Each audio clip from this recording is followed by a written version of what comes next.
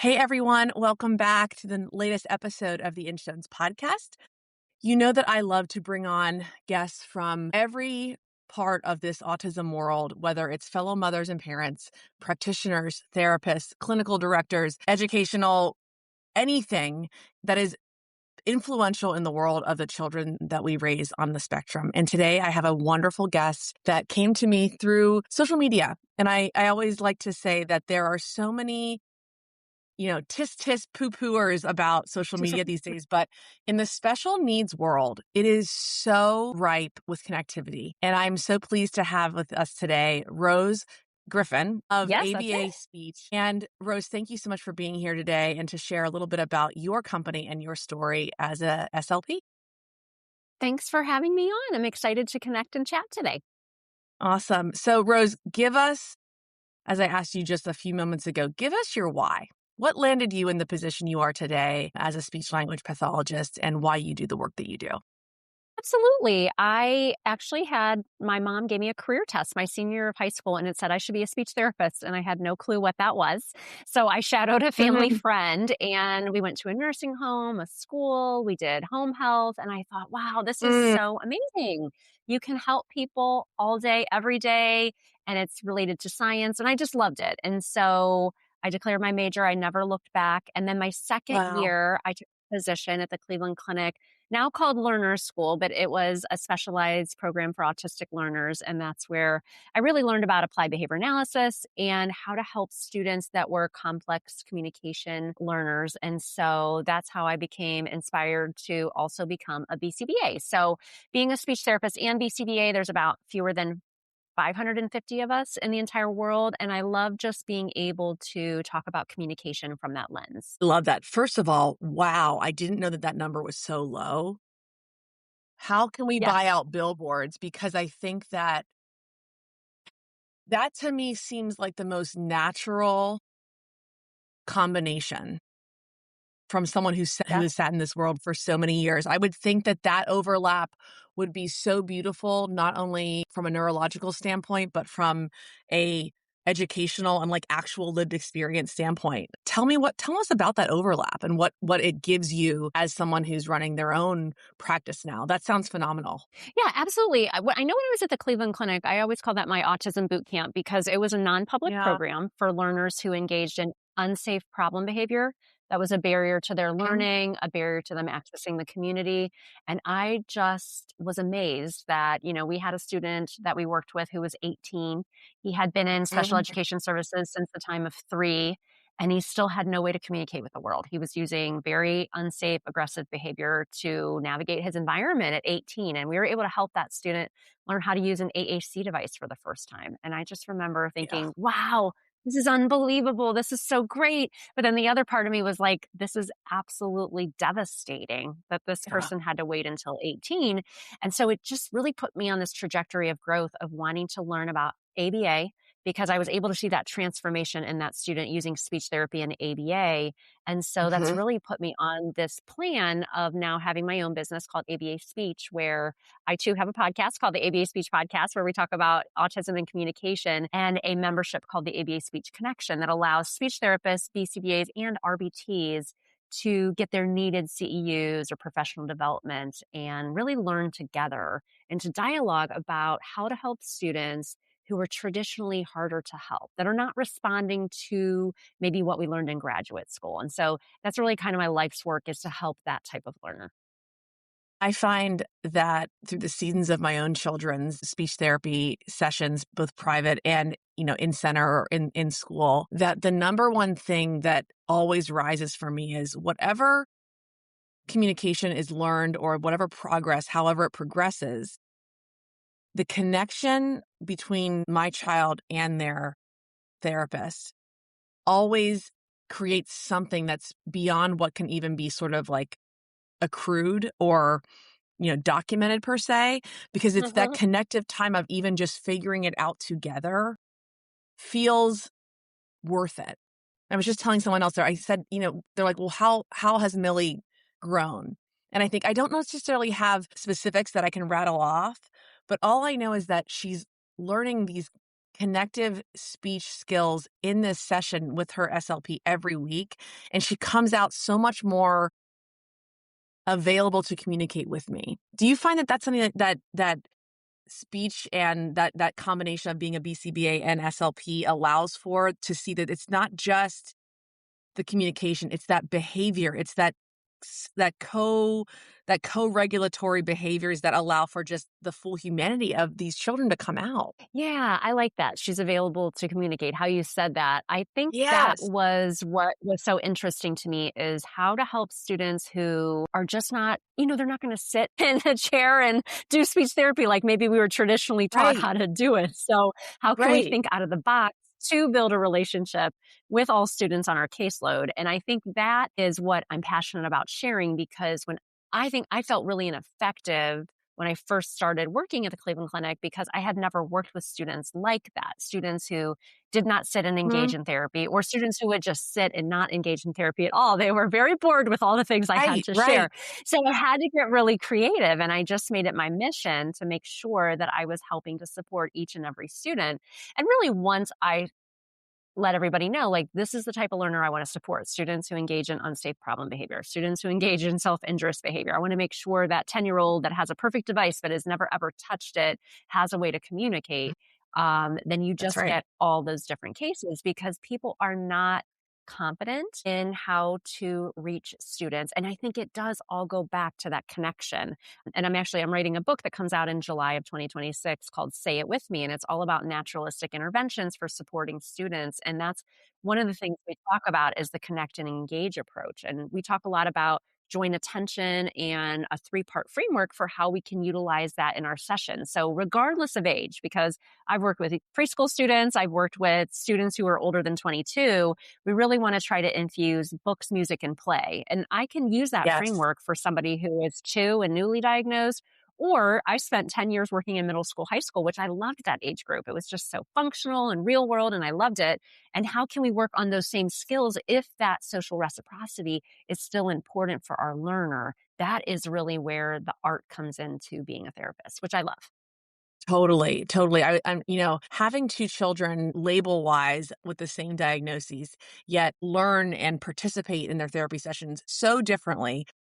I've noticed that my daughter came along with the process and desired to learn with her AAC quicker than my son does. And I hear a lot from parents so often saying, what do you do when they don't have a desire to use the device? Or what is it? What are the barriers? And I always say that we can't say that they don't want to use it. It just hasn't been made for them to desire it yet. Like we haven't created that full total environment for it. Mm, What do you say to parents that because there's a lot of listeners in my audience that when you have a child with on the severe end, you feel like you're up against time and mhm, roadblock all the time. So when you share about like putting mhm. those methods into action, like the play, music, game, with the device or way to communicate, talk us through like that process and sort of the time that it takes and what it means to go through that to elicit that communication. Absolutely. And I think that we have to try to show our students that their communication is powerful. I Mm, think that's exactly what it is. And so I did have a student that I saw in a non public program. I'll never forget. He was staffed 2 male staff to him in a safe room because he had that aggressive of behavior. And that was my student. I worked with him for 3 years. And it oh, was sad because he came with a beautiful AAC device, just absolutely set up perfect with real life pictures. You couldn't have set it up better, but it was just uh-huh, hard to work with him. And so his trajectory of growth was okay, the first year, we're just going to work on requesting and we're going to work on him carrying his device from different places in the classroom. And we're going to mhm, work on some modified leisure skills or the play. And so I have some of mhm, these videos on my YouTube channel, like modified Uno, modified Scrabble, modified memory. And so we really just mhm. did that for the first year. It wasn't a lot of, we weren't demanding that he use it to, for anything. Yes, So he yes. was getting this learner history of like, oh, I want to jump on the trampoline. So I'm going to press trampoline. And so that first year, we really focused there. And he loved his device and he would carry it. We would take him into the community. He would, order a Mhm, Dairy Queen, all these things that were such great milestones for him. And so as his mhm, communication grew, then we started to work on labeling and phrase Mhm, construction. He even had some verbal mhm, imitation targets. And this is a student that was 10 when I mhm. met him. So he was older. But he was just, nobody could reach him for so long. And then once he was in a specialized program, now many years later, he is working, he can work with female staff just one to one.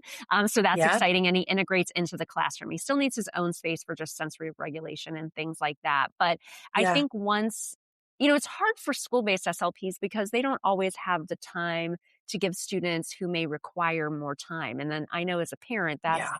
a uphill battle of trying to advocate for your child and what they really need. And I think a lot of people just don't understand how to work with students who may engage in behavior like that. And so that's why I love being dually certified is that I'm not an expert, but I just try my best. And both of those trainings together and certifications have made me uniquely qualified to work with students who may engage in that type of behavior and to share with others how to feel more confident in doing so.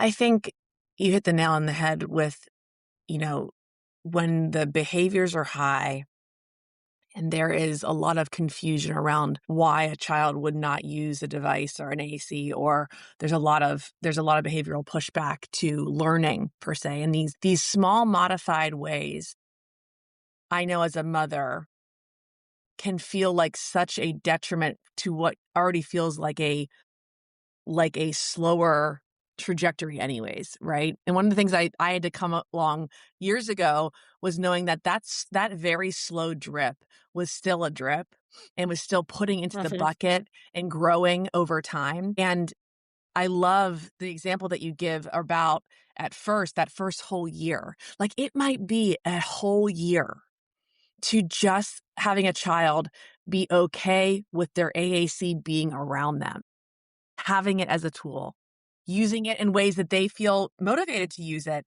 and to be supported in Mhm. those. I think that is lost so much and sadly is pushed away quickly because they think, well, they're not incentivized by it. They're not going to ever use it. And that's not the case. It just takes slow immersion to knowing that, oh, this can be Mhm. functional to get and to express myself, but it's going to take a lot of time. And I think I like to sit in reality with the listeners that I have here on Inchstones in the audience that catching up or pushing on the gas, that's not even in the playbook of our lives as mothers of children with profound autism. What is in the playbook is the belief that they actually can accelerate and that they can move forward. And I think that those examples that you just shared are a testament to that. And I thank you so much for what you do because the belief in students that might have been labeled as so behavioral that they're unreachable didn't affect how you went forth in your therapy sessions with him.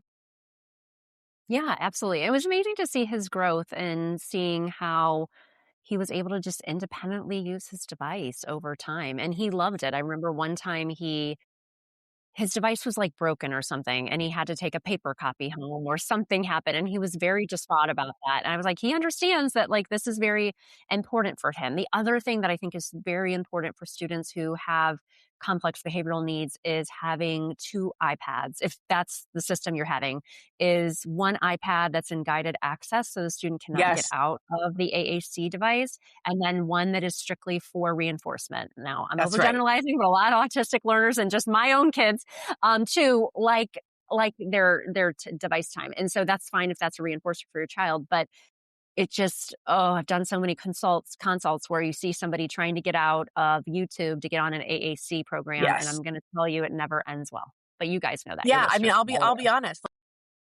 You'd be hard pressed to find a parent that didn't try to do that at least at Right. one point and then Yeah. realize really quickly. I have fully different devices now. Like not even just an iPad. They get a small, very, very old iPhone 6 that's Yes. like that I can replace very at low cost if it breaks. Right. That is not Hmm. their device because Yes. you're right, that overlap, their struggles are so high. Why add in the struggle of knowing what this apparatus is used for? And Hmm. it sounds so silly because it's like, well, no, it's just the same thing. It's actually not. It's really, really not.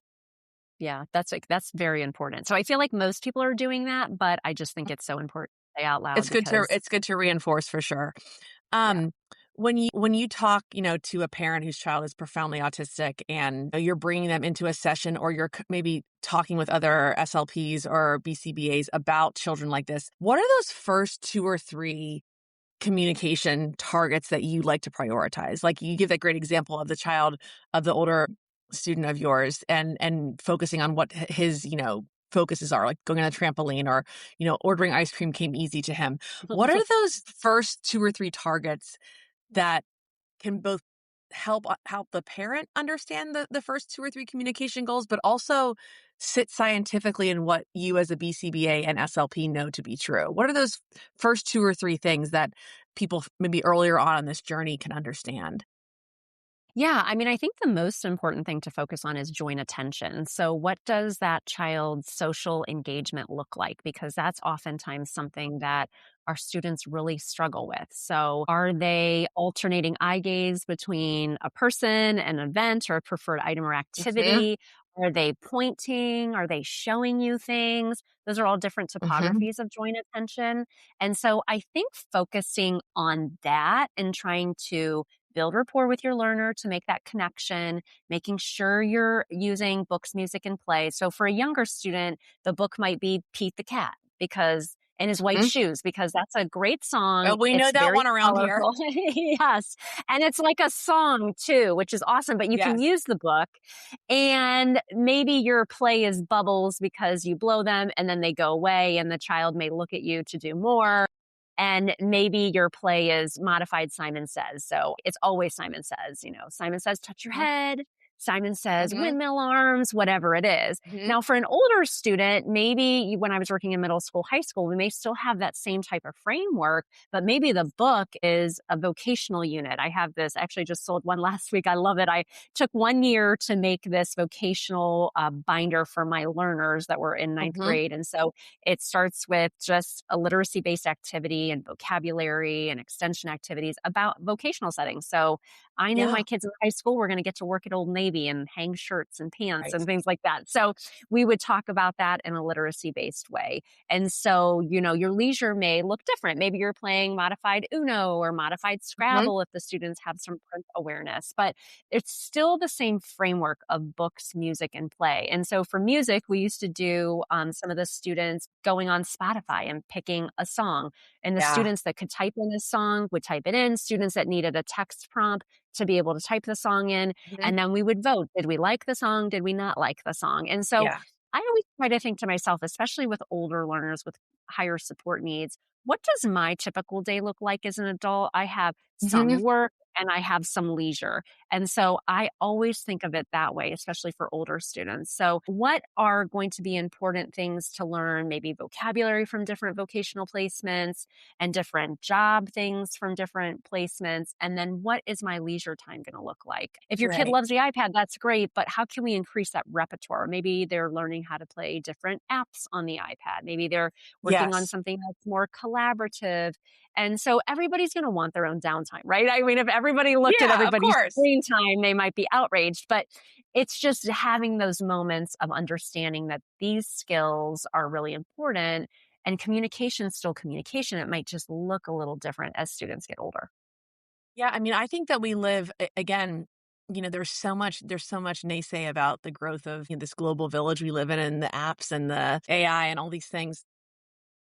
The gamification of social skills and games in general for Mm. children like my two, I mean, it takes my breath away because it's actually been so helpful for them having agency in their free time, in their downtime or free time, after school. My daughter, I don't know if sure I don't get paid to say this at all, but ABC, yeah, as an app has been so Yeah, foundational to my it's daughter true. Millie's learning. I can't even sell it enough, like, because of the Yeah. turn taking. Every game is Right. such a turn taking game, and it's helped her learn in ways that, like, I didn't even think were possible. And I think that, Hmm. I'm so glad that what you're setting up, and I want to jump into this next about your ABC, I'm sorry, the ABA speech connection Yeah. membership that you have, because being able to share those kinds of resources within, I'm sure, your community and the RBTs, SLPs, Mhm. BCBAs, this is how we expand for these children what is possible. So talk to us about the membership and what you were growing in terms of the therapists and practitioners.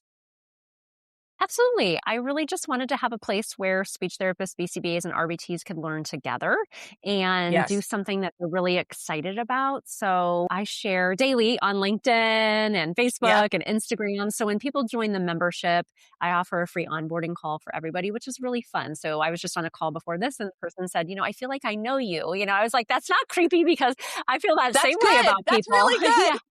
I'm like, "Oh, good, the marketing is working." But, unlike some of the bigger corporate CEU compliance, dashboards, we really try to just be personalized. And so I love getting to know people all across the world, really, that are in the membership and being able to be a support. So we offer CEUs, we offer live CEUs. AAC is a big focus for us Mhm. because BCBAs don't really get any training on it, yet they're tasked with supporting students who use Yeah. AAC. And a lot of speech therapists, at least I was over 20 years ago when I started, I was just really overwhelmed and afraid of AAC, to be completely honest. And so we try to Can we press offer, pause? Can we press yeah, pause and go into that a little bit? Because yeah, that hits home so deeply for yes, me in the community. Like I'm on a wonderful text group of like 40 different autism moms. And nice. I'd say like 30 of us have children that use AAC. And it really is it can be very confusing as a parent to know that that's not really a major 400 level course Right, in the right. behaviorism and the BCBA track No. world. Tell us about why, and is that changing? Is that becoming more discussed and at a higher level in their higher level education and doctorate level programming? Can you help us understand that? Yeah, that's a great. So, as a speech therapist, I took one course, but it was not really the most robust course. And I really still Yeah. felt unprepared. As a BCBA, you take zero, unless it's an elective that's very specialized. Yeah. Most BCBAs don't get any training in AAC. And even to offer CEUs for BCBAs, Yes. we have courses in the ABA Speech Connection now, but we're working on a 10-hour recorded course that will be for speech therapists and BCBAs to get 10 Amazing. hours of CEU credit to take them from the beginning of AAC through feeling really Yes. proficient of collaborating with parents and Hmm. being a support to teams and understanding assessment and what does the research say about AAC from Right. a SLP and BCBA lens. And so I honestly think it's easier probably for an SLP BCBA to do that type of course. Hmm. And so we are working on that, and that should come out in June of 2026. We just don't get a lot of training on that, but we're tasked with helping to support students who use AAC. And so something that I do a lot about is training on AAC for BCBAs, because I think that it's an area where you're never going to feel like a master because the technology is always Hmm. advancing.